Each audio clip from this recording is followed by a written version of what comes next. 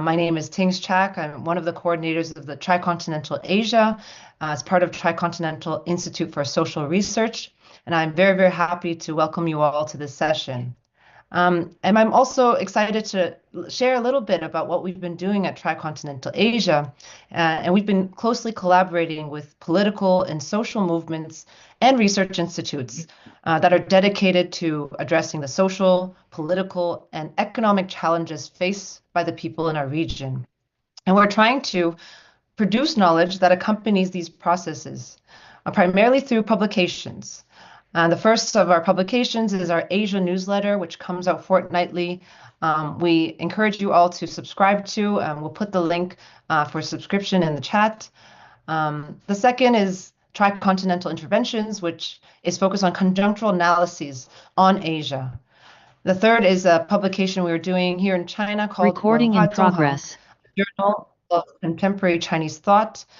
So we hope that you can go to our website at the tricontinental.org and read and share materials that are all available for download.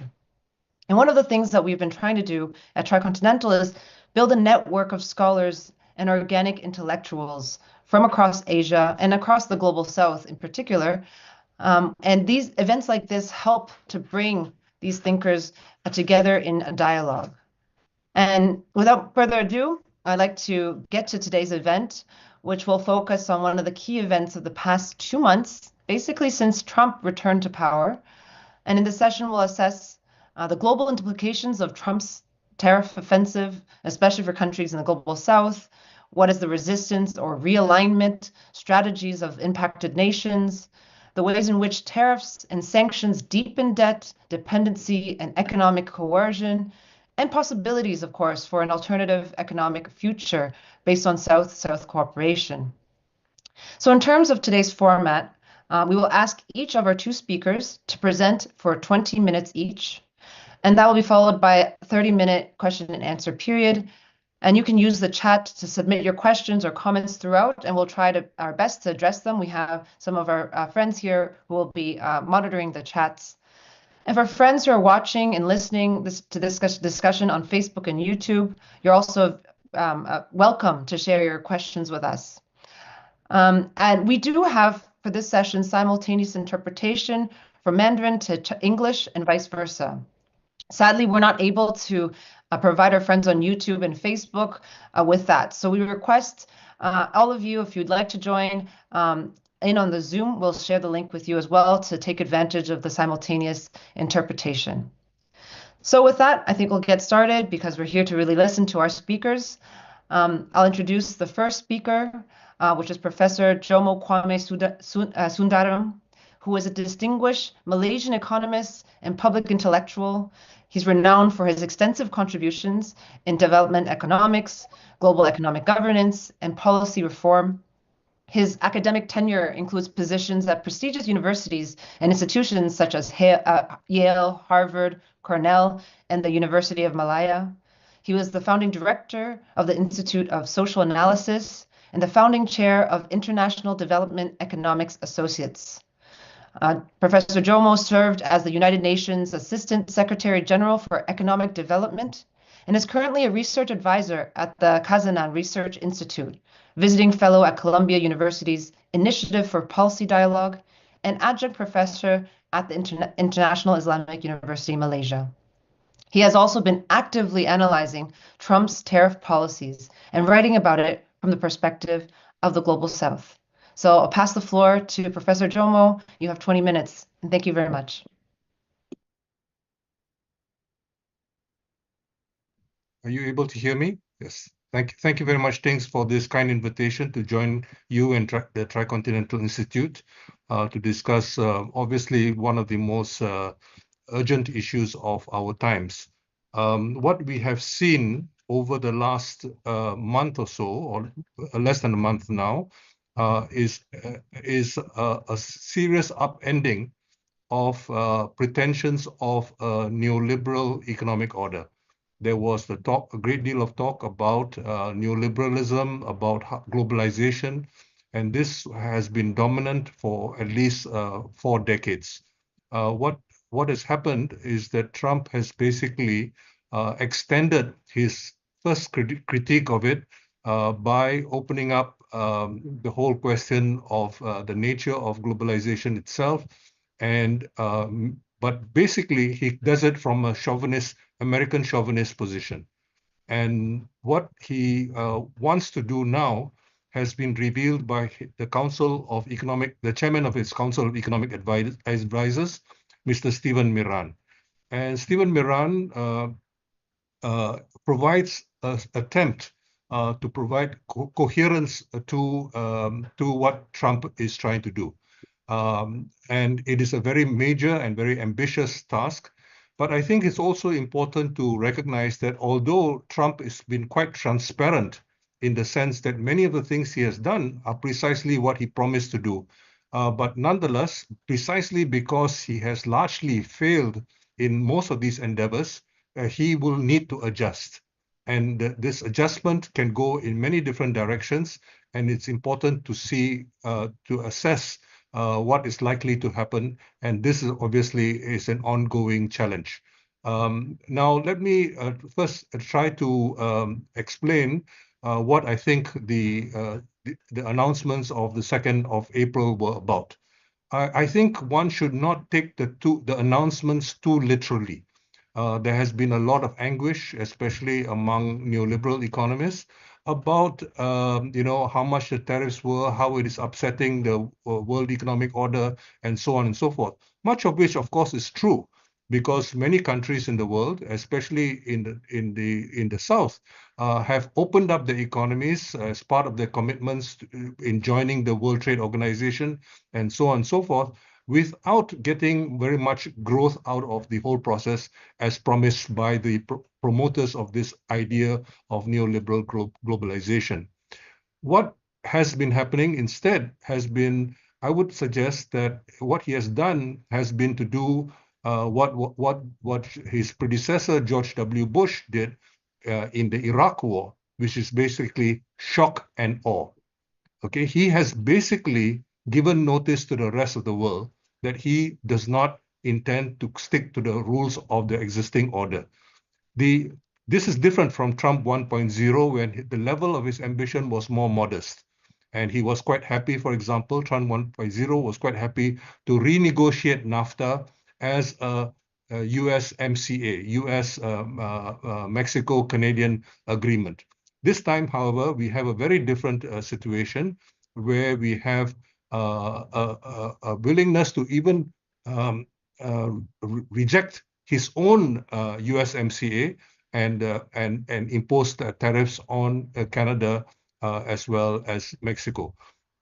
Now, what he has also done has been to to give notice to Europe.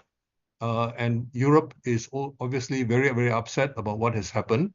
And so it would be important for us to recognize that he is waging war on many different fronts at the same time. Now, if he had studied a little bit of Sun Tzu, for example, he would know that you don't, you basically, that's not the way to take on your rivals and your enemies. What you do is to unite the few unite the many to defeat the few. But obviously he doesn't. He sees the many, everybody else but the U.S. as the enemy. But now that his initial salvo has not worked, you see him backtracking a little bit, and initially, of course, it was very convenient to blame the Democrats and the globalists for all the problems. But now he has even turned on his own appointee, the chairman of the U.S. Federal Reserve Bank, namely Jerome Powell. So Jerome Powell is currently in his sights, and he's attacking Jerome Powell. Now, let us quickly turn to what is Trump supposedly trying to achieve. Now, if we take Stephen Miran's analysis, it actually is much more sophisticated than many people give Trump credit for. Trump is seen to be quite, a lot of his actions are seen as just reckless or disruptive. But Miran tries to give a method to his madness. And basically, Miran gives the lie. He tells us that, in fact, the whole purpose of the tariffs. The tariffs are simply a weapon in this battle. Now, many people think of Trump as transactional, and as thinking in terms of immediate gains. And to some extent, he may be thinking about immediate gains, but he is also has a longer-term transformative agenda. And so what Trump, according to Miran, is trying to do is to transform the international economic order. And he is constrained in a way by his analysis of of the world. So he has to blame the others. He has to blame the rest of the world. And the criticisms of the rest of the world is not simply relating to immigrants into the US, not just the foreign labor, which has been very crucial to the development of the West, including the US, and so on and so forth. What he has launched is a multiple front attack. And this is basically part of his problem right now. So nobody wants to do a real private deal with him because because nobody sees it as advantageous to do so. Now, Trump, right from Trump 1.0, from his first term, made it very clear. He only wants bilateral deals. He does not even want what is called a plurilateral deal, let alone a multilateral deal. So he's not trying to renegotiate the WTO. And basically, his actions have basically meant that all the free trade commitments of the WTO are gone. I mean, let us not pretend that the World Trade Organization, the so-called rule of law promised by the World Trade Organization exists. It does not exist. And so the World Trade Organization has been reduced to trying to come up with agreements on non-trade matters. In other words, any kind of commitment to free trade is basically out of the window. So this raises a very important question of whether or not it is worthwhile to talk about preserving the World Trade Organization, because many people would argue, as I have done, that much of the World Trade Organization, which has to do with, for example, intellectual property rights, so it does not serve the interests of the majority of people in the world, raises the cost of medicines, for example, completely unnecessarily, and confers monopoly for Trump's closest friends, allies, namely the tech bros. The people, the billionaires who depend on monopolies to make money. So in a sense, Trump is basically saying that, forget about competition, we want monopoly. So what is Trump trying to do, according to Mr. Miran? If one wants to try to understand the tariffs in relation to that, one has to recognize that the tariffs are in fact simply weapons or tools in the service of pushing the American agenda, the Trump American agenda. What is this agenda? According to Miran, there are two key elements. He claims that the US is doing the world a huge favor by providing a so-called security umbrella for the rest of the world through its military spending especially. So he wants the rest of the world to increase its military spending. Now, we can see, for example, that allies of the US, especially in East Asia, if you think about Japan, if you think about South Korea, if you think about Australia, all of them have actually increased their military expenditure in line with what Trump wants. The recalcitrants, those who have been most resistant, are actually the Europeans. Trump, during Trump 1.0, wanted the Europeans to increase their military spending to 2% of GDP. Even that modest goal, as far as Trump is concerned, was not achieved by many European countries. So basically, Trump now doesn't want 2.0 is not good enough for him. He wants 5.0. But one shouldn't take these numbers as absolute numbers set in stone. Rather, they are for purposes of negotiation, for transactions, the term which many people use to describe Trump. Now, what is the second thing which Trump wants? And this involves the rest of the world, including the global south. And the second thing he wants is for the rest of the world to pay more for the use of the US dollar. He thinks that the use of the US dollar by the rest of the world is a great favor. Okay, this is what they basically argue, and they want to increase the cost to the rest of the world of the availability of the US dollars. Exactly how this is to be done is not very clear from Miran's argument, and certainly it is not about raising interest rates, which is basically the quarrel which Trump currently has with Jerome Powell, the chairman of the US Fed.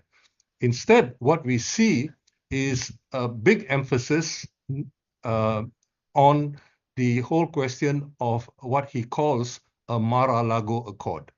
Now, this Mar-a-Lago Accord refers back to the Plaza Accord of 1985. So now, 40 years later, 4 decades later, he is proposing a Mar-a-Lago Accord. But the Plaza Accord of 1985 was negotiated supposedly among the G5 countries. At that time, Australia and Canada were not part of the G7. There was no G7, it was still G5. But what happened was that the deal was basically between the US on the one hand and Japan as well as Germany on the other. Now, Germany, the leader of Germany at the time, Helmut Kohl, did basically some Tai Chi or Jiu-Jitsu on the US by doing two things. Number one, he accelerated the reunification of Germany, and number two, he accelerated the euro. So the availability of the euro made it possible for Germany to hide behind the euro and say, oh, if you force the euro to appreciate too much, it is going to hurt all of Europe. So this is something which Kohl achieved. So the brunt of it was to hit Japan. And the brunt of it was to hit Japan by beginning a period which the Japanese refer to as Endaka, the strong yen or high yen period. And this lasted from 1985 until the middle of 1995, when the Japanese government managed to get the US government to say that's enough, and to allow them to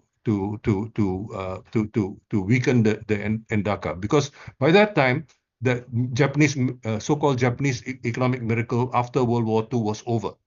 Okay, and this is why China has learned a lot of lessons from what happened in 1985 and 1995. And China is not going to fall into the trap, but the circumstances have changed. So the question now is the kind of room which China has to negotiate are of course quite different.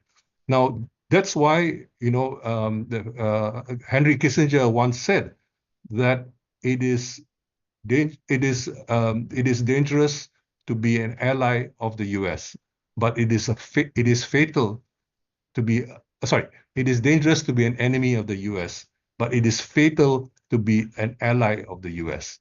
Okay, because this is basically what happened to Japan, and China, of course, is very aware of this and has taken a number of measures, which I'm sure Professor Meng will discuss, to avoid this kind of dilemma for China. So the point I want to the ultimate point I want to make is that this Mar-a-Lago Accord is basically to try to achieve something which is almost impossible for the US to achieve. During Trump 1.0, he wanted to achieve two things which were almost impossible. He wanted a strong dollar, and he also wanted the US trade surplus trade deficit to improve and become a surplus. He completely failed. Now he's given up on trying to have a strong dollar, but he cannot go to the American people and tell them, I want a weak dollar. So this is the dilemma for Trump. And this is the dilemma why they're having so many problems trying to address these irreconcilable issues. Now, the problem for the neoliberals is that the neoliberals have always been in denial that the period of neoliberal globalization had both winners and losers. And the losers were largely from the global south, but not necessarily those which grew a lot as in East Asia, but rather often the countries which did not grow during this period. And so that situation has of course changed, but I think it's very important to recognize that with all the rules now up in the air, it is important for people to recognize that this is the time when you try to renegotiate the rules. But it cannot be done. You cannot go and do so individually. The question is not a country's relationship with the US. It is the insertion of the global south in the whole system. And this is why it is very important that the global south sees this opportunity to change the terms and relations between north and south. But in doing so, you do not have a situation which is defined by the global south. You are forced to accept conditions which are forced upon them by the US. So the question then becomes, what do you do in this situation? What do you do in the situation where Trump is even taking on his allies in Europe, his allies in the global north? He's taking them all on. So what kinds of possibilities there are? And let us recognize that the global south is not very well organized today. The non-aligned movement is very weak, and so on and so forth. So this is a period of great turbulence, but the South is not in a position to seize the initiative to change the terms and conditions by which it engages with the rest of the world, including the US. And this, I think, is the big challenge for Tricontinental and for all of us who are concerned about the future of the global South. Let me stop here. Thank you. Thank you very much, Professor Jomo. I think that was an excellent intervention. I mean, one of the things that I was thinking as you were speaking is, of course, this month is the 70th anniversary of the Bandung Conference. In fact, at Tricontinental Institute for Social Research, we launched a dossier called the Bandung Spirit. And in a way, when we look back to 70 years ago, it was the first time that colonized countries from Africa and Asia, or the third world that was emerging, began to assert themselves on the diplomatic stage, begin to assert that, countries of the third world needed to have a say in setting these international norms.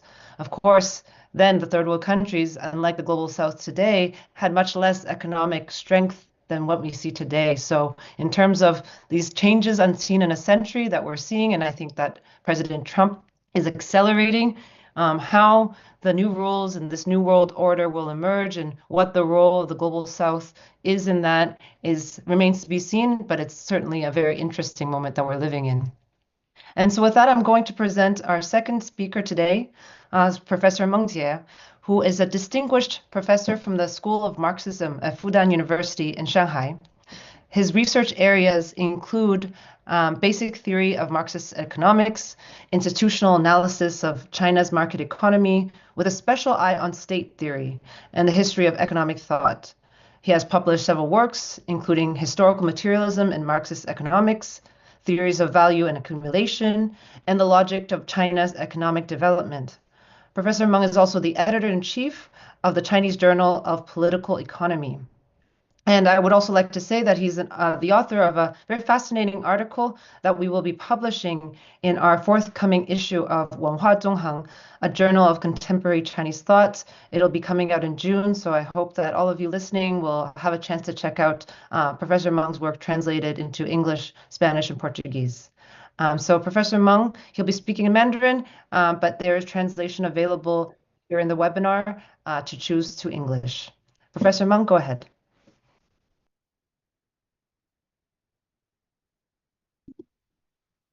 Thank you, Tings. It's about 20 minutes, right?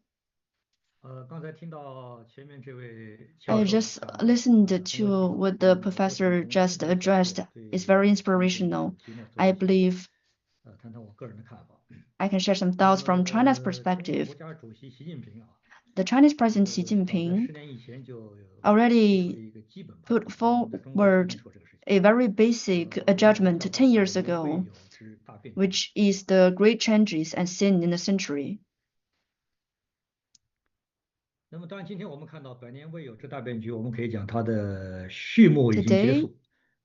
we can see the prelude to these great changes already ended, and we already entered the first chapter of the great changes. Why do we say is the changes as seen in the century? I think we can see this from two perspectives. First is from the US perspective, and second is from China's perspective. We know that in the past 4 decades, through reform and opening up, China's economy achieved rapid growth. China's economic growth has a very interesting phenomenon. Actually, to some extent, China was benefited from the international economic and political order led by the US. So you can see that China today is not the one who initiated the changes, but the ones that maintain the old structure, like the WTO. On the contrary, it is the US side, especially after the Trump administration, who want to change the previous, the old political and economic structure of the world. I think this is caused by the capitalist crisis of the US. In the 70s, the Marxist economics put forward a new theory. That is, the market intervention is more important. And the capitalist economic crisis step by step turned to the financial crisis, and you can see this very clearly in the US. You can see the interest rate of the treasury bonds increases very fast in the US, already higher than the increase of the military spending. It's a very dangerous signal to the empire. The US as an empire, this is a very dangerous thing to it. So we can see the crisis starts with the financial crisis of the state. And on the other side, compared with the US situation, the situation in China is better. Ever since the Second World War, starting from 2018 actually, China already shouldered a lot of tests and gave some responses. So today we see China's reliance on export is only like 2%. So China's trade surplus with the US only accounts for 2% of China's entire trade surplus. So speaking from this perspective, the current tariff war will have relatively limited impact on China. So here we can have a basic judgment. So this changes unseen in a century. Well, President Xi Jinping already made a judgment 10 years ago. He did a prediction 10 years ago already, and we can see that from China's perspective, the basic prediction is that the judgment is this: compared with the U.S. capitalism, socialist market of Chinese economy has shown its institutional advantages. So Taines mentioned Wenhua Zhouhen. I'm very happy that Wenhua Zhouhen translated one of my articles, and in that article, I mentioned socialist market of economy and the basic economic institution of socialist economy, because speaking from the Marxist term, well, because Chinese people really care about the historical stage in which China is at, so we call it the preliminary stage of socialism. So we have this advantage for this preliminary stage of socialism. And here I want to talk more about this and how it utilizes its role in this currently unstable economy.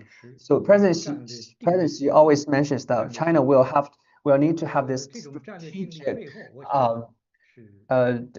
resilience, and I think behind it, it's actually our institutional mechanism that is playing its role. In China, we always say that the preliminary stage of socialism is currently very stable in China, and this stableness actually makes sure that China can actually deal with the current international affairs pretty well. when I was, cooperating with Tricon, when I was introducing China to some of the global South friends, I have already introduced some of the basic situations of China. Right now, I want to go back on that. So we all know that since the reform and opening up, China has been relatively successful. China has done an organic combination of the traditional market plan economy and the market economy. And right now that we have the current basic economic system of China. And in that, we have this combination. On one hand, it is a socialist market economy with the public ownership playing the dominant role. This one plays the dominant role in our economy. And we also have our our own economic system with Chinese characteristics. On the other hand, we have the market at play. We have the private ownership as well. So by combining these two, we have the core system, which is socialist, and also we have another distribution system. So the advantage has been shown more and more in Chinese economy. In the past, we have seen that some of the important factors that played roles in Chinese economy. And in these sectors, well, actually, the SOEs, state-owned enterprises, played a huge role in those. For example, in the development of Chinese high-speed rail, in the development of China's nuclear energy, and in China's commercial plane development. It's all SOEs that play huge roles.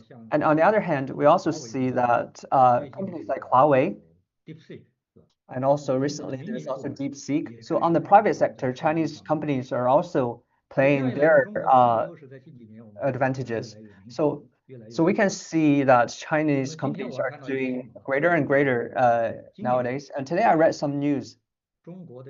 It mentioned that this year China's photovoltaic energy generation and also the solar energy generation, and wind generation, they have already surpassed the electricity generated from the fossil fuels. So we can see, and also in China, we have this new term called the new productive forces. And in this sector, we're also developing really fast. So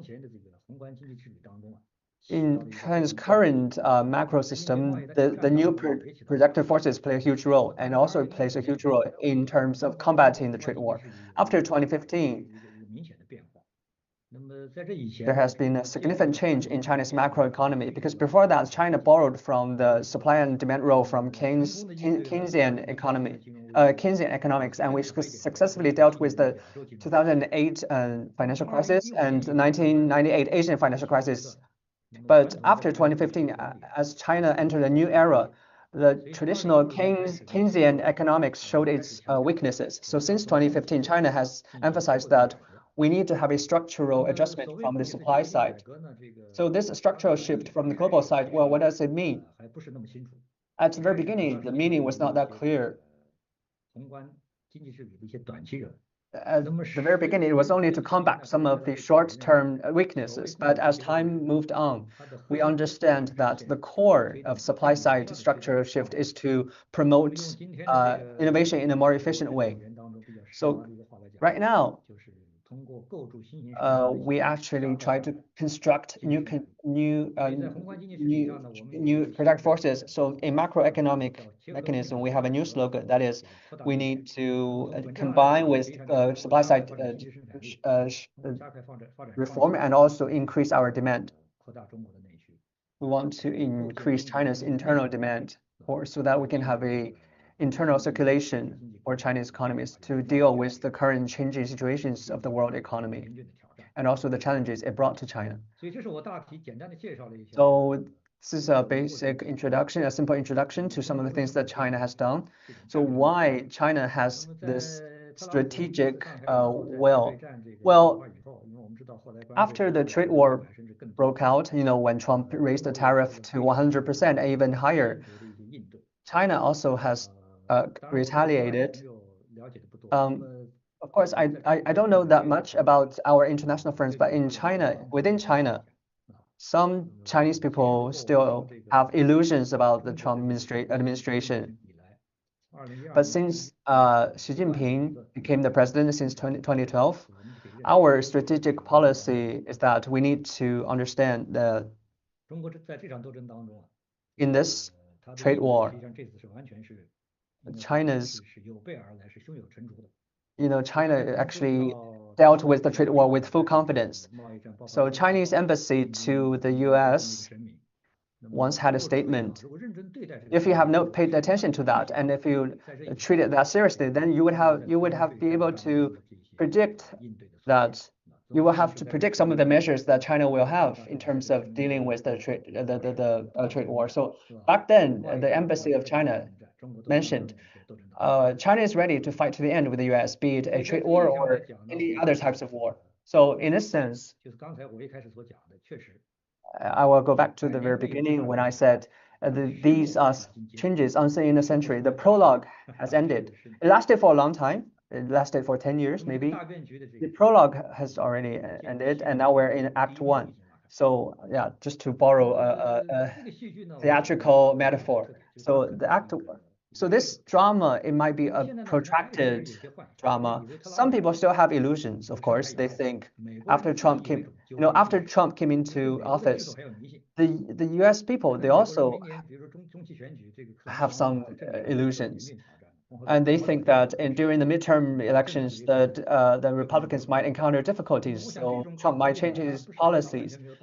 Of course, these considerations are not ungrounded, but they ignore some of the basic things. That is, what Trump is doing, it's not coincidental.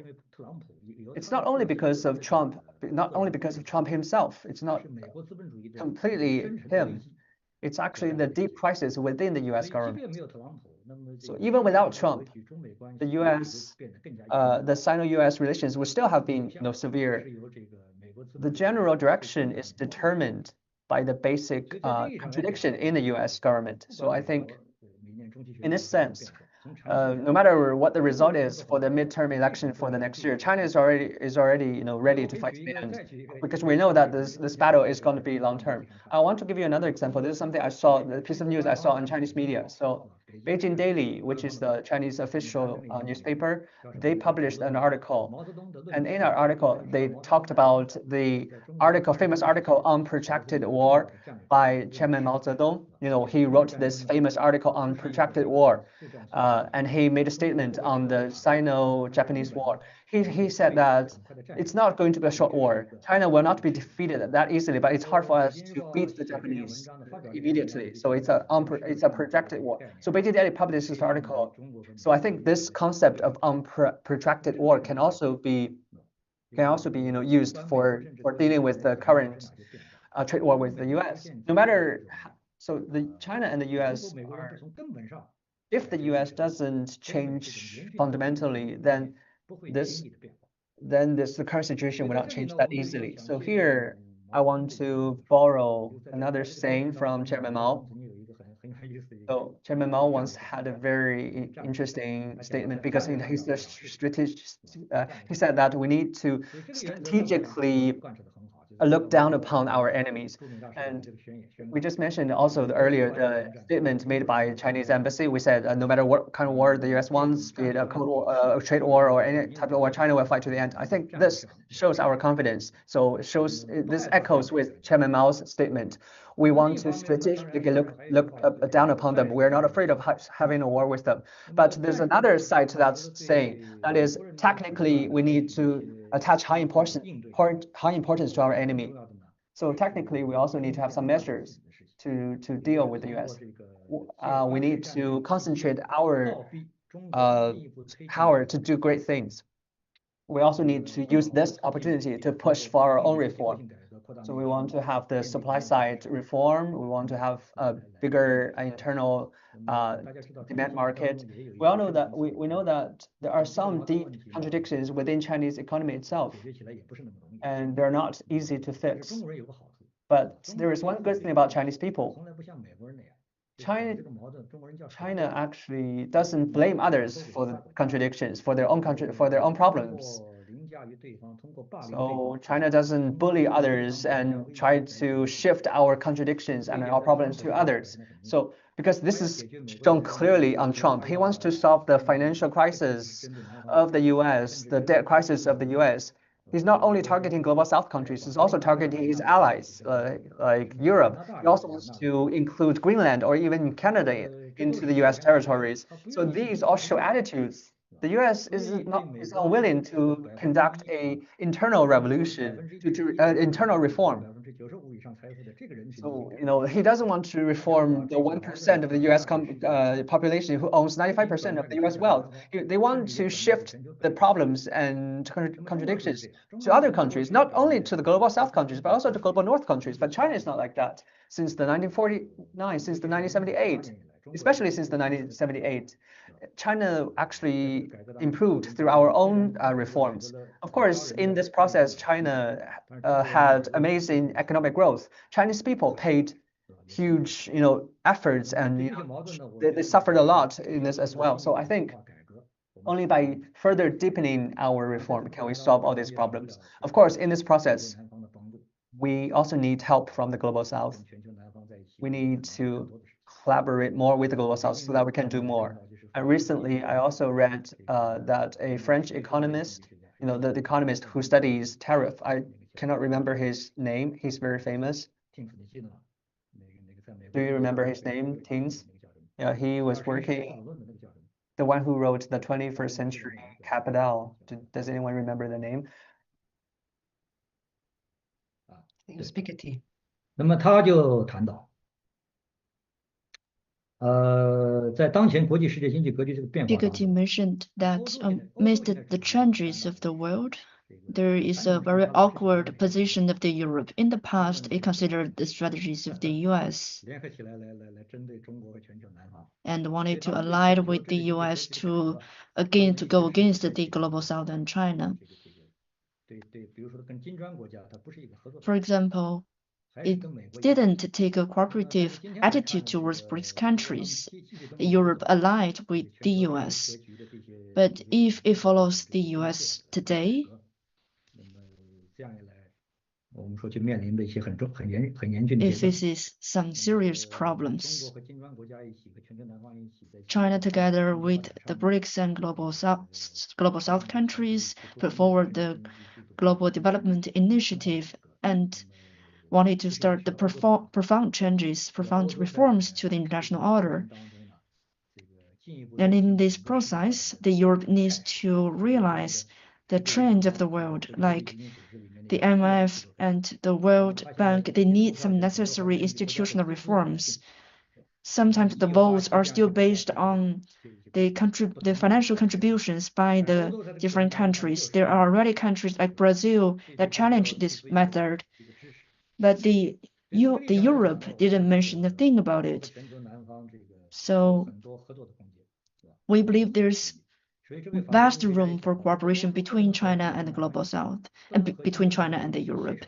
If the Europe doesn't go together with China and BRICS countries to challenge and reform the economic order of the world, the economic structure changes, and some institutional reforms, the global South countries have to set up another set of institutions. This is my primary thoughts. Things maybe we can start the conversations with others. That's the end of my speech. Thank you very much, Professor Meng Jie. I think this opens up for a very interesting conversation. We're seeing more of these comments coming into the chat. I invite anyone who has comments or questions, please use the chat and we'll try our best to go through them all. Maybe I'll abuse my chair privilege and ask the first question, and then we will do a couple more rounds of questions.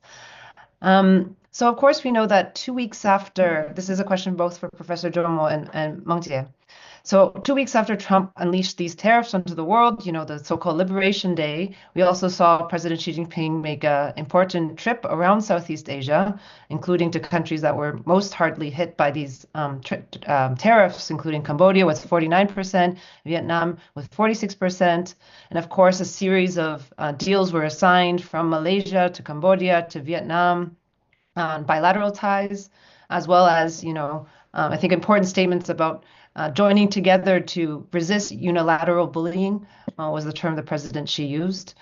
And we're already seeing that in the recent years that China and other countries around the global south have been diversifying their trade. We've seen increasing growth through the ASEAN countries or through RCEP that has been growing at least 12% year on year. So I just wanted to ask you both for your comments about how you see this recent activities in Southeast Asia in relationship to China, and also the question of new regionalism and how regionalism can be seen as an instrument in defending or strengthening national sovereignty. So if I can get both your comments on that, and then afterwards I'll ask some more questions from the audience. Thank you. Maybe Professor Jomo, you can start, and then Mengtia can follow. Thank you very much, and thank you also to Professor Meng for his earlier comments. Allow me to emphasize that I don't really want to get into the details of what happened in Southeast Asia and so on, but I think the biggest opportunity which we in the eastern part of Asia have is to strengthen the RCEP, Regional Comprehensive Economic Partnership. And the RCEP is basically ASEAN plus 3. Now, what happened just before President Trump made his announcement on the 2nd of April, at the end of March, the governments of Japan, Korea, and China got together to prepare for the tariff announcements. And this is, I think, very, very important.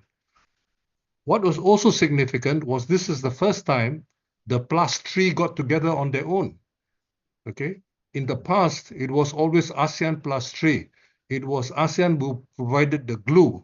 For example, after the Asian financial crisis of the end of the 20th century. But this time, the 3 economies have gotten together on their own. And I think this is very important. I think ASEAN countries, because there are 10 members and possibly one more coming up soon from Timor-Leste. So you have 11 member countries, but together their weight is still relatively small compared to China, Japan, and Korea. With China and Japan and Korea, we will be a very, very significant bloc. But to me, at this point, it is important not just to think about regionalism. We need to think about the unity of the global south. And at the end of the day, many of our friends, I think Professor Meng also emphasized this, in the rest of the South, they don't have that much weight. Many of the friends in sub-Saharan Africa, they do not have much weight. We know what President Trump thinks of poor countries. We know his remarks about them. So, but we should put aside those kinds of considerations and recognize that we are stronger united. So I'm more concerned about the unity of the global south. And let us face it, in recent times, it is often some other parts of the global south which has been bolder. For example, if you think about the multilateral negotiations on debt and on corporate income taxation, these were initiated by the Africa Group. The Asia Group is not united in the United Nations. There is no really an Asia Group to speak of. There is a Latin American group, which is also significant, but it was the Africa Group, okay, which initiated that. So I think it is important for us to maintain that solidarity within the South, at the same time to strengthen the ASEAN plus 3 arrangement, to strengthen the recognition, and this has already been done in various ways. For example, the governor of the Central Bank of the Republic of Korea, South Korea, okay, Lee Chang-yong basically has been advocating an Asian monetary fund. Okay, now an Asian monetary fund would be far, far more significant than an ASEAN monetary fund. Okay, and this goes back to the Asian financial crisis. Japan was broken by what happened during at the end of the 20th century. So, you know, Japan has gone through this before. They came out the loser, but this is a time when they have to think about their national interests, and I think they will be willing. Just like I think Europe will also need to reconsider its options. Europe has been responsible for the economic stagnation in the world today because it has insisted on a policy of war. What we need is a policy of peace, of cooperation, instead of the policy of war, which has been pursued by the powerful economies of the West especially. So we need to begin to think very seriously about forging alliances, and where possible to build the broadest possible alliances. These may not be traditional alliances. These may be new alliances because Mr. Trump, President Trump, whatever you might say, he has attacked everybody. Everybody now has to reconsider their options. If you do not seize this time now to unite the many, how are you going to defeat the few? So I think this is a very, very important time.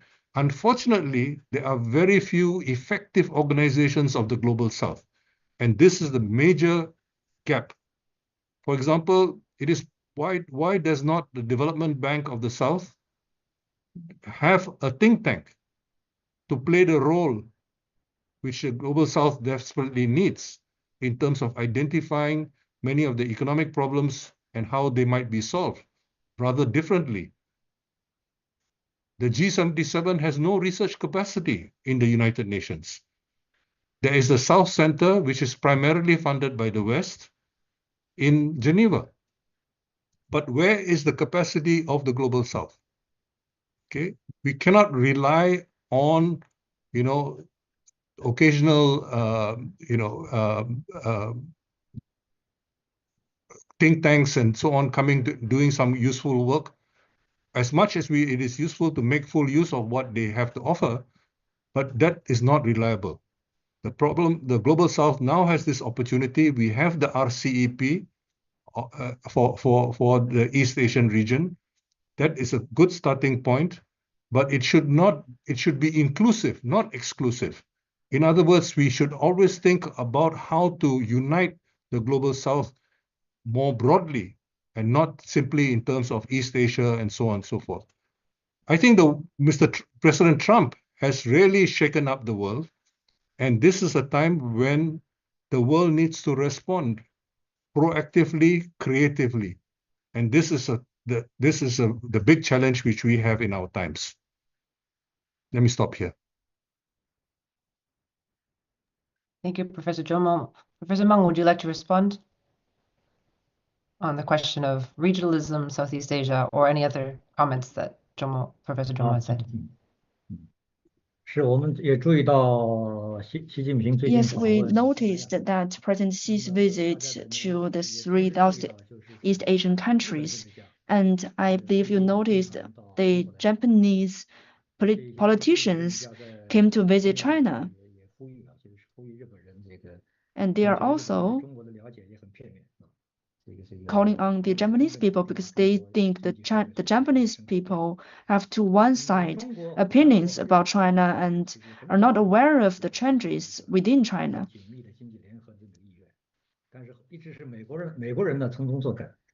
Japan and South Korea were allied in terms of economy, but they were interfered by the US. And the economic alliances in the world will experience some profound changes. For countries like China, in face of the challenges posed by the US, hopes to rally more friends. In an old saying of China, we need to build a broad united front. So in this new round of diplomacy, this is a very important phenomenon. And there's another topic recently that is for the Global South, like the professor from Malaysia mentioned, the Global South is not unified. They are in a weak position in the world, but they are not unified. And there's no leader of the Global South. Of course, this is a very complex issue because the components of the Global South are very complicated. Some countries are better off, but for some African countries, they even didn't address their own national agenda issue. So it's very hard for them to achieve the solvent development. And there are some institutions that are already established, like BRICS. It's a very important case. And I mentioned Piketty from France. Piketty mentioned no matter for World Bank or IMF, the institution is very outdated because the votes are related to the financial contribution of the countries. It's very hard to reflect the changes happening in the world. So China, India, Brazil, and other countries are advocating the reforms in the international institutions. And we can imagine that the US will be opposed to these reforms. But without the reforms, the BRICS will find out a way to establish an alternative to the IMF and World Bank. The BRICS will build a parallel international mechanism. So we can see that the BRICS Bank, which is based in Shanghai and led by the former president of Brazil, Rousseff, I've heard that she will continue another term. And the BRICS Bank is mainly focused on the BRICS countries. And let's put a hypothesis. If the IMF and the World Bank cannot meet the demands of the needs of the demands of the world development, why can't BRICS countries expand?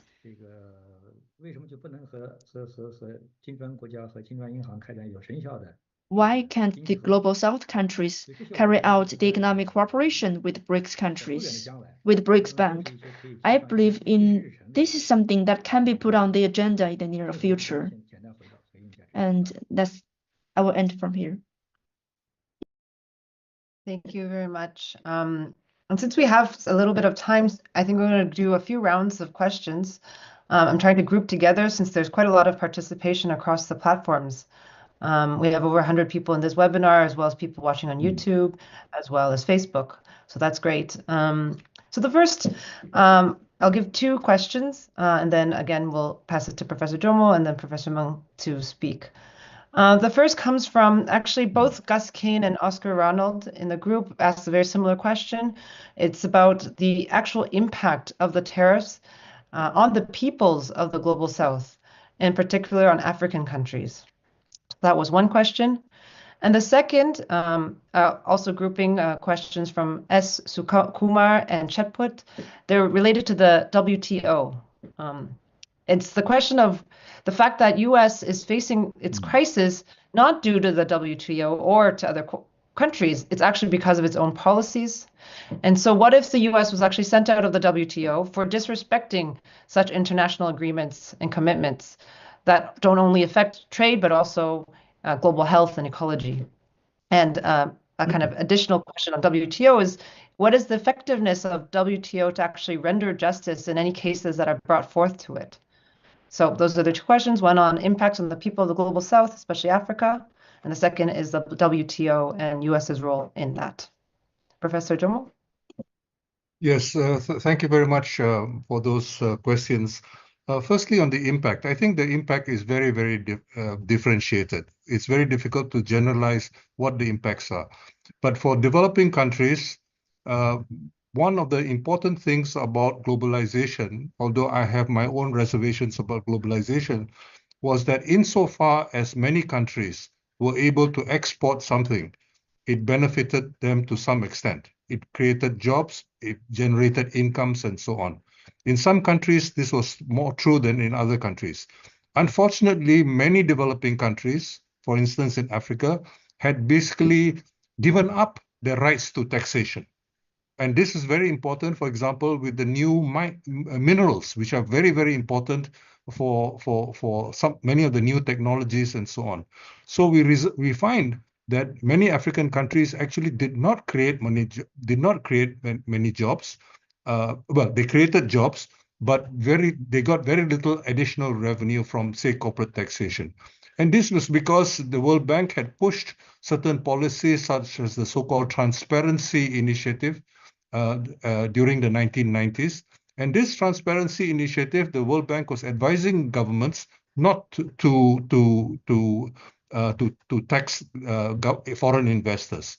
So, for example, the most famous example I can give is the one of Tanzania. Tanzania is now the third largest gold mining country in Africa, after South Africa and Ghana, which was once upon a time known as the Gold Coast. Now, but Tanzania doesn't get anything in terms of taxing the gold mining companies, because it followed the advice of the World Bank of not taxing them. Instead, the people of Tanzania are providing infrastructure for these gold mining companies. So this infrastructure is quite important. For example, if you want to get the gold ore, gold ore is heavy.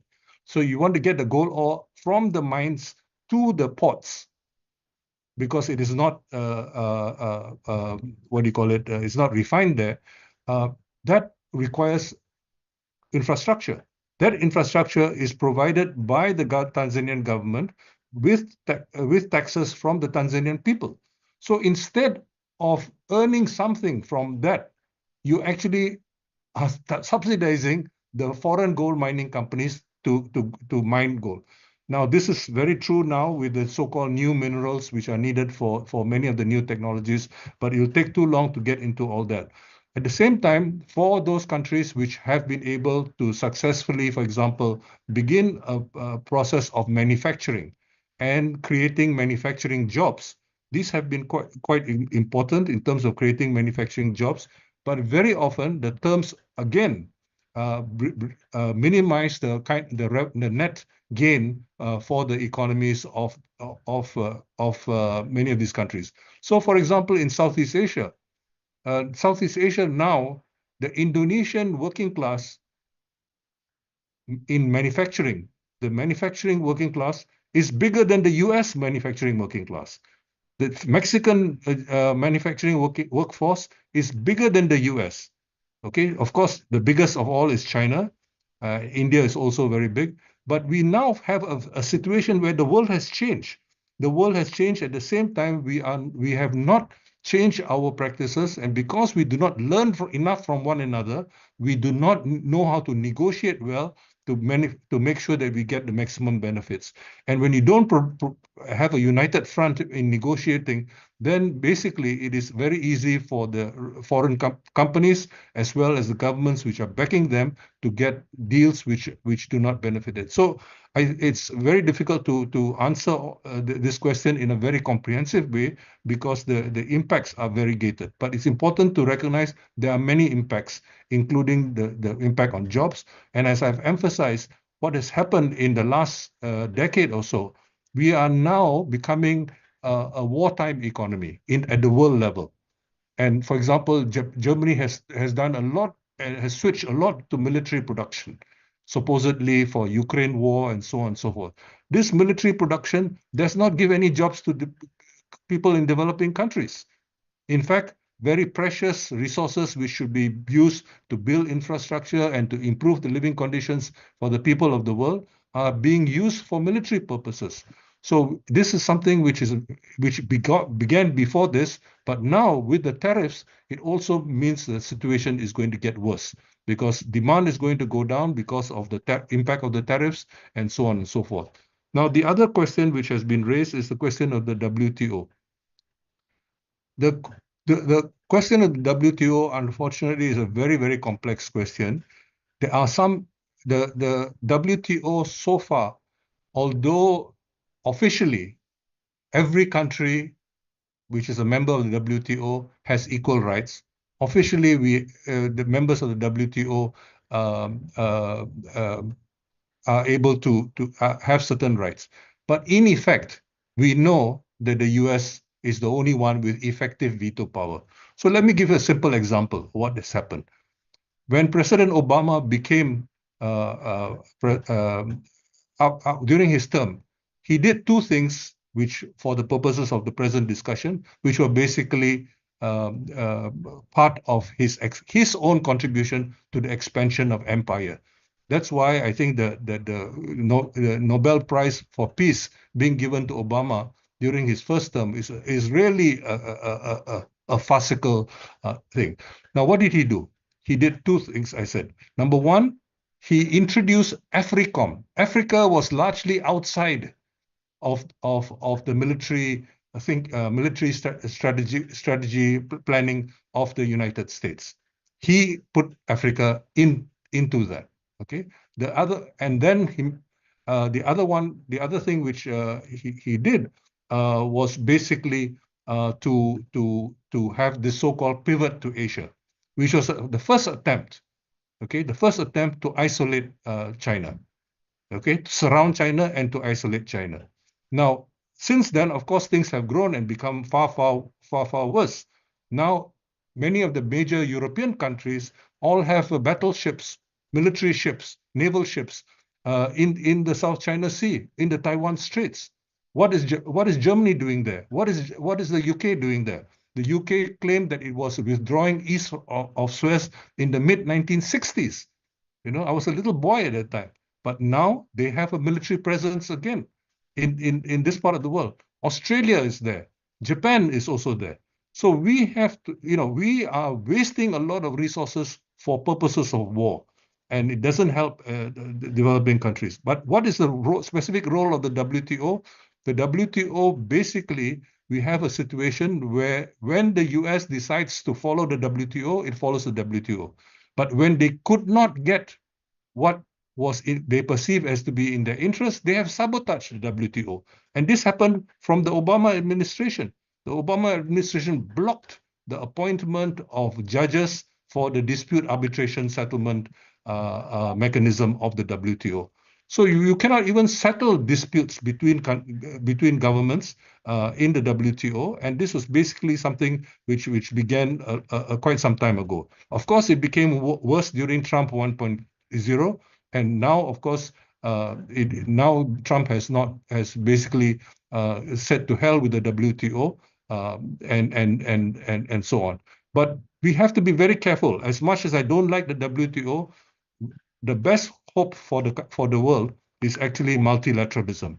So we have to defend the principle of multilateralism and change the rules and regulations of the multilateral institutions in order that they better serve the entire membership, especially the Global South. Let me stop there. Thank you. Thank you very much, Professor Meng.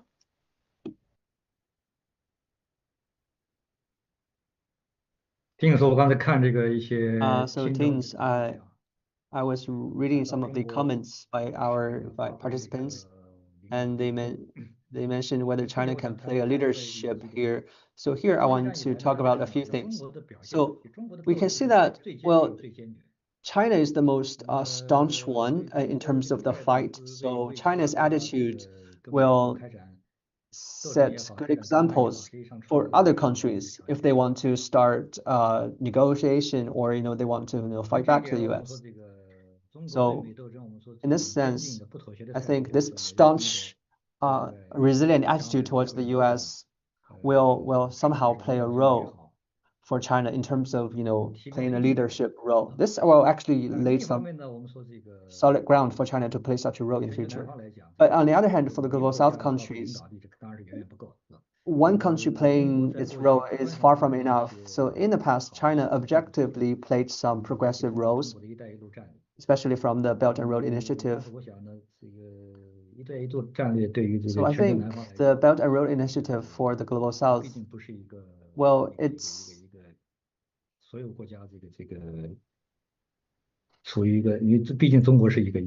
because China is plays the dominant role in this, so it might not be that good for the entire Global South. So what I'm saying is that maybe a multiple leadership, or rather than singular leadership, might be more important. So that's why some of the parallel multilateral institutions should play a role, as you just mentioned.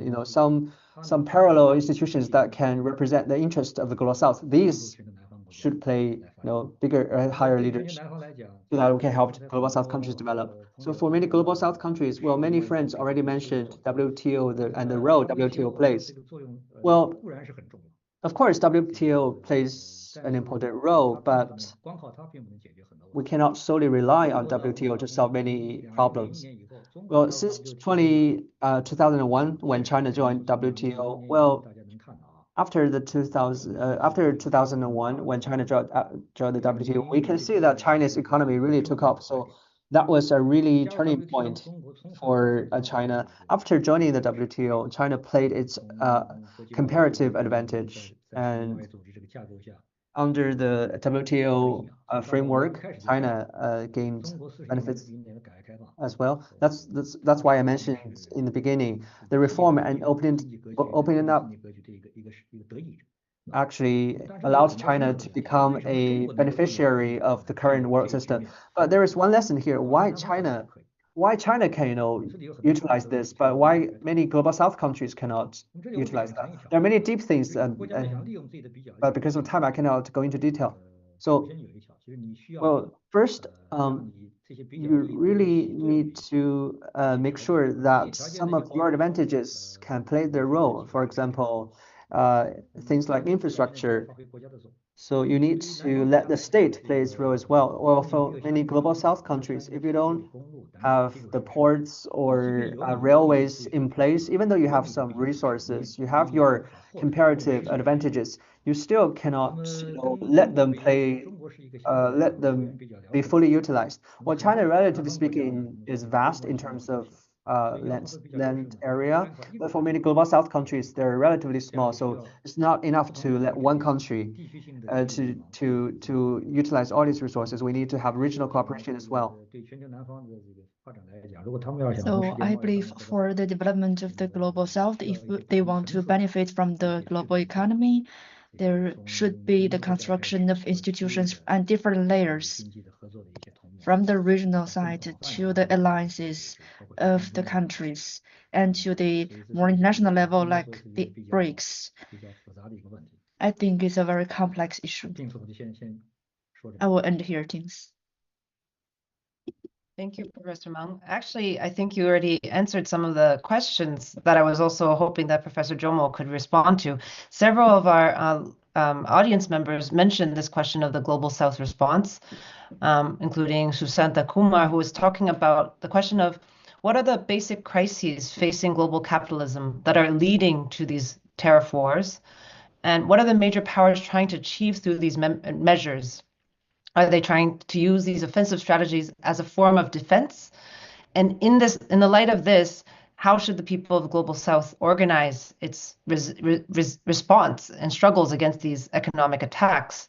And similarly, Yusuf Al was asking about whether or not you think that the U.S. is forcing a world war, and the question of institutions, that the Global South, unlike the capitalist imperialist front, as he called it, that have organizations politically, culturally, ideologically, and militarily, the Global South relatively is quite weak. Of course, there are sort of trade networks that China is kind of strengthening of the Global South, but it still lacks as a whole, as an entity, these instruments. And finally, linked to this question, Priyanti Fernando also said, well, where does this Global South solidarity leadership come from? If both professors mentioned this importance of a united front, so where does that leadership come from? So I don't know, maybe I'll hand it to Professor Jomo. I think Professor Meng already responded a little bit to these questions, but wanted your thoughts on this as well. Well, I've already admitted that there is no ready leadership forthcoming. This is a major problem which we have in the Global South. And this is why I think it is very important to recognize that the states, the governments of much of the Global South are not contributing to this. And it is necessary for other forces to take the leadership. At one point, one could think of, for example, countries such as Brazil providing that kind of leadership. But a lot of energy has been wasted on issues which are not fundamental to the interests of the Global South. What we need to do is basically to organize on the Global South, perhaps initially on a regional basis. And in Latin America, there has been since since the time of Hugo Chavez, various new initiatives, CELAC and so on and so forth, which have been important. The African Union, although many of the governments do not do very much, but as an organization, they have been able to achieve certain things, as I suggested earlier, on the tax front and so on. But it is true, it has been a huge setback since the assassination of Muammar Gaddafi, for example, who played an important role in terms of the leadership in Africa. And these are not easy things to recover from. But it is precisely because of this that it is important to think out of the box, to think of new types of arrangements where you are aligning with people and working with people, at least on the specific issues which you have people you have not been working with in the past. And that's why, for example, I am interested in East Asia, for example, for working not only with among the ASEAN countries, but also working with China, also working with Japan, and also working with Korea, insofar as they are prepared to be supportive. These are issues which often are not seen as directly enhancing the interests of the population at large. But it is important for us to recognize and to share this recognition that what we have right now is the possibility, the real possibility of a protracted stagnation in the world economy. And that protracted stagnation, you can be sure, will adversely affect people in the global south much more than anywhere else. Because the global south is already is already in debt, and it was contained when that debt was expressed, for example, in the problems which Sri Lanka, Pakistan, Zambia, and other countries face.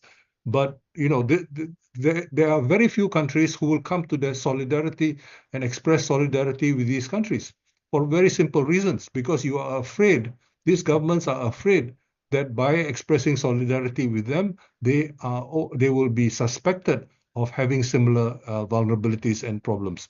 So it is very difficult to bring about solidarity in the South. But it's also very easy to reject all existing arrangements. Let us face it, world power in the world is not organized in the way which we would like it to be. Okay, so you have to deal with what you have. You can shout to the cows come home about how the multilateral system has failed us and so on and so forth, and you reject the multilateral system, and what do you have left? Next to nothing. Okay, so it is very important to recognize that for all its limitations, it's important to recognize the need to build coalitions at different levels. You do not expect the interests of the working class or the peasantry to be advanced by some of these governments. The vast majority of governments in the world, the vast majority, are basically capitalist governments. But right now we have a situation where President Trump has made it very clear that he is not just interested in serving capitalism. He is interested in saving US empire. Okay? Empire and capitalism are not exactly identical. And this is part of the reason you have these new contradictions involving Europe, the new contradictions involving the rest of the global north, and why there is this new opportunity. Frankly, Trump is not sitting in Washington worried about the global south. He can afford to ignore them because he thinks the global south is irrelevant. Okay, and you know what his attitudes are towards the global south. So what do you do in this situation? Do we contribute to that impression and basically undermine the very institutions where we have some remaining voice? We do not have power, but we certainly have voice.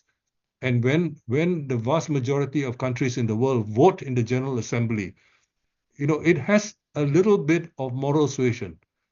For example, the death of the Pope recently.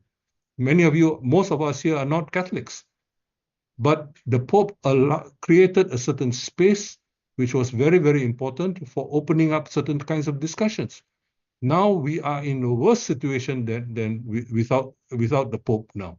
Now, we are not making history in conditions which we are making, which we are in control of. So I am appealing for us to recognize the reality and to do what needs to be done within those constraints, but to recognize that we cannot demand, and even if we try to demand, these people are not going to support all our demands. Okay, and you have to work at different levels on different things. And this, I think, is the reality which we face, and why we need to be able to build a broad coalition to advance these interests. I mean, you take, for example, if one looks at the constitution of the World Trade Organization, it's not a bad constitution, but the rest of the rules are really terrible. And we have seen what Obama and Trump and Biden did with that. And very often, many of the issues, the worst people are not necessarily the Americans.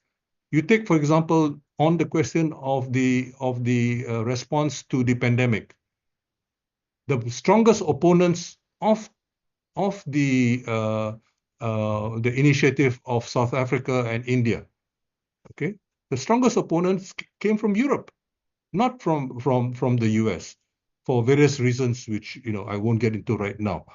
So and on a number of other issues, it was the Europeans, when Janet Yellen, the Treasury Secretary of Biden, proposed a 21% minimum corporate tax, corporate income tax rate. Okay, the commission led by Stiglitz and Ocampo had proposed, and Jyoti Ghosh had proposed 25%.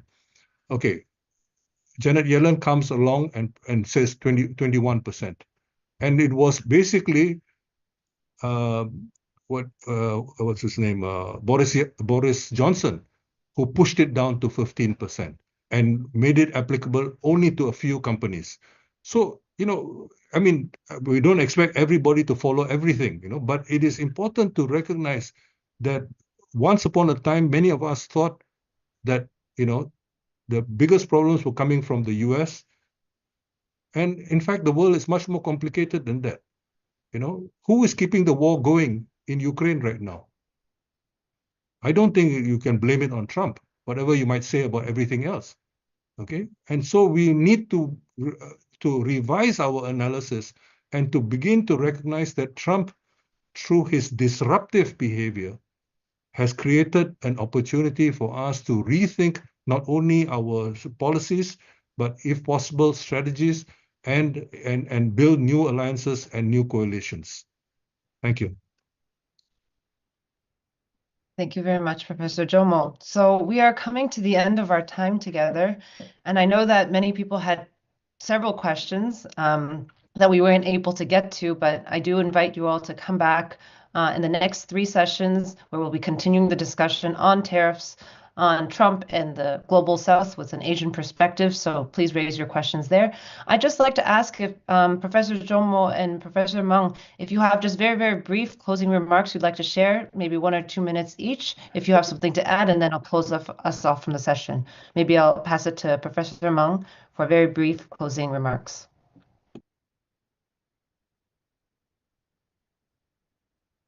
Thank you, Tings. This is a very good platform of Tricon. You did a lot of good things for the Global South. And you mentioned about the leadership of the Global South. There is one thing, that is each country should foster their own leadership. The Global South countries, especially the least developing countries, training the cadre is very important. Let the cadres know the advanced experiences from other countries and combine the experience with the realities of your specific country. and then promote the development.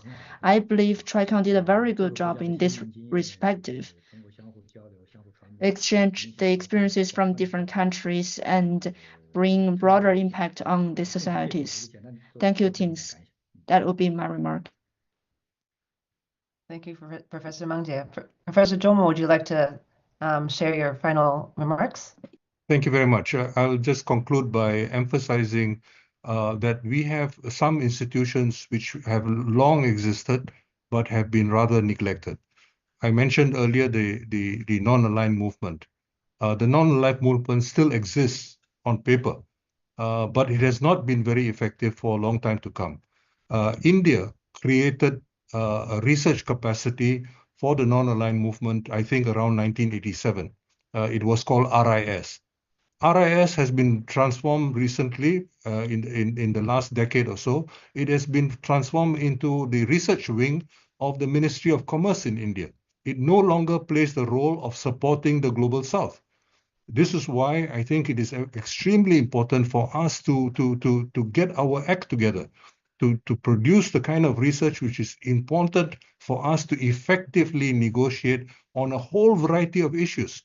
Most of the time, we are not prepared for many of the negotiations in the multilateral as well as other institutions. So it is very important, in my view, to keep that to strengthen that. The G77 was created in the same year that UNCTAD was created in 1964. But we have allowed the UNCTAD to no longer primarily serve the interests of the Global South. And the G77 capacity is virtually non-existent outside of New York.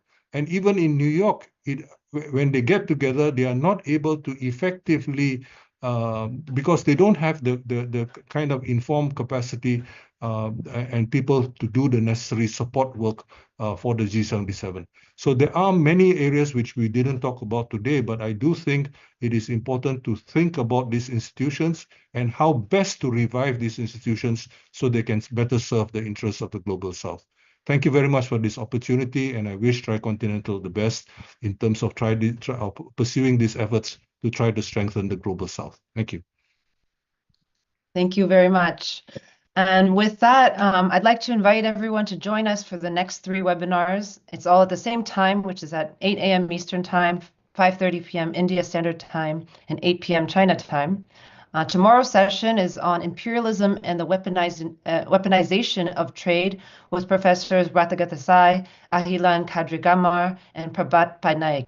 And then on April 30th, we will also have a session on geopolitical fallout, multipolarity, and the erosion of U.S. dominance.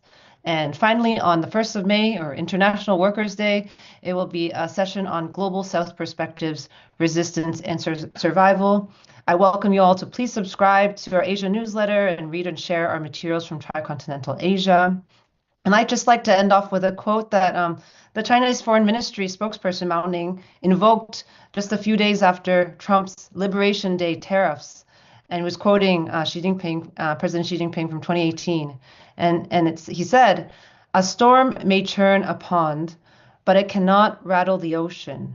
The ocean has weathered countless tempests. This time is no different."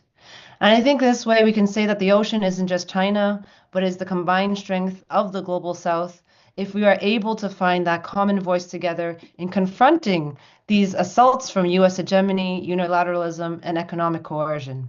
So with that, thank you very much for joining us in this session, to the speakers, or professors, the participants, and of course the interpreters for all your hard work. And we hope to see you tomorrow at the same time in the same place. Thank you very much.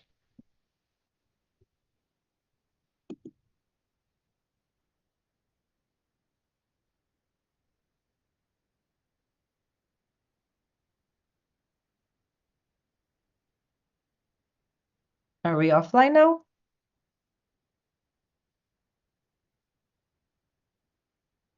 No, not yet.